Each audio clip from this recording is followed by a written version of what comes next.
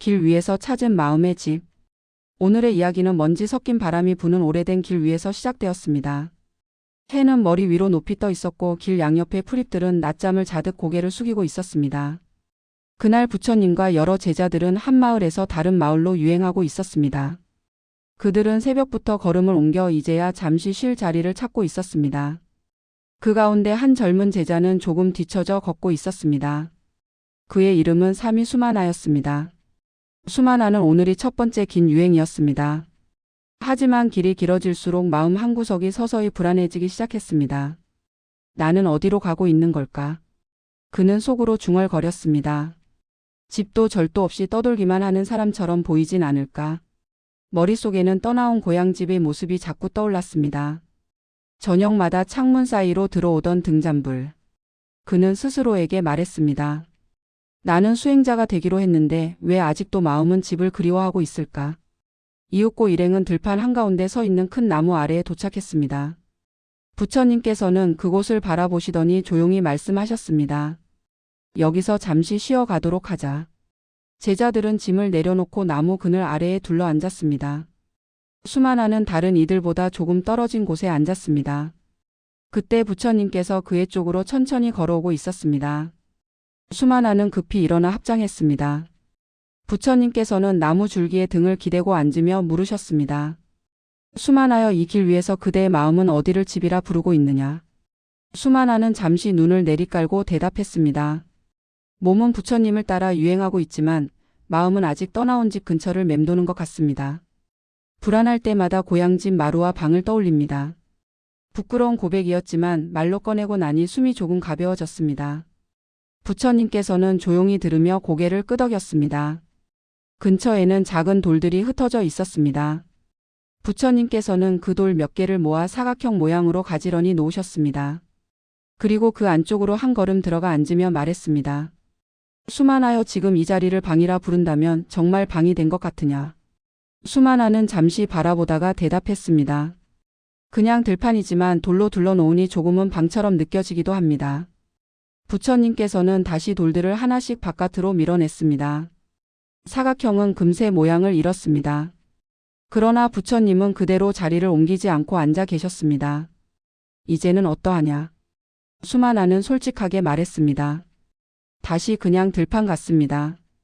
부처님께서는 부드러운 목소리로 이윽고 말했습니다.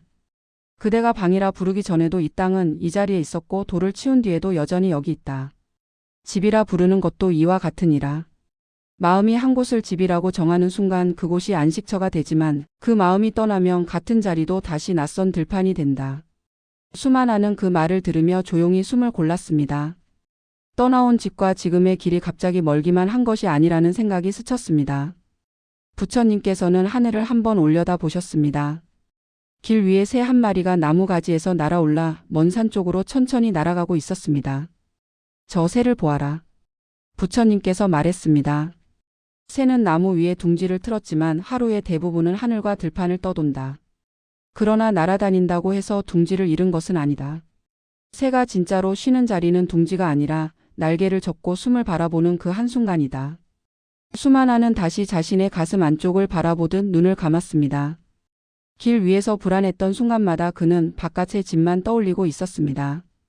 유행이라는 삶 한가운데에서 자신이 쉴 수 있는 안쪽 자리를 아직 찾지 못하고 있었던 것입니다. 잠시 침묵이 흐른 뒤 수마나는 조심스럽게 물었습니다. 부처님, 저는 길 위에 서면 뿌리 뽑힌 나무처럼 느껴집니다. 어디에도 오래 머물지 못하는 삶이 두렵습니다. 이런 마음을 안고서도 길 위에 수행을 계속할 수 있을까요? 부처님께서는 그의 눈을 바라보며 잔잔히 말했습니다. 수마나여, 뿌리가 깊은 나무일수록 바람에 흔들리는 법이다. 중요한 것은 어디에 서 있느냐가 아니라 서 있는 그 자리에서 숨을 알아차리는 일이다. 길 위에 머문다 해도 그대가 지금 이 숨을 집 삼을 줄 안다면 이미 머물 곳을 얻은 것이다. 수마나는 그 말을 가슴에 새기듯 몇 번이고 되뇌었습니다.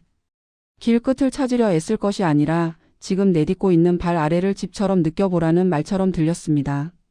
그날 해가 기울 무렵 부처님과 제자들은 작은 마을 어귀에 도착했습니다. 그들은 마을 사람들이 내어준 외양간 옆 빈 방에서 하룻밤을 머물게 되었습니다. 수마나는 거친 흙바닥 위에 자리를 펴고 조용히 앉았습니다. 낯선 방이었지만 그는 천장을 오래 바라보지 않았습니다. 대신 가슴께에 살며시 손을 얹고 오늘 하루 길 위에서 걸어온 발걸음을 떠올렸습니다. 들판의 나무와 바람, 새벽의 공기와 낮의 빛, 부처님과 함께 나눈 대화를 한 번씩 마음에 비춰보았습니다.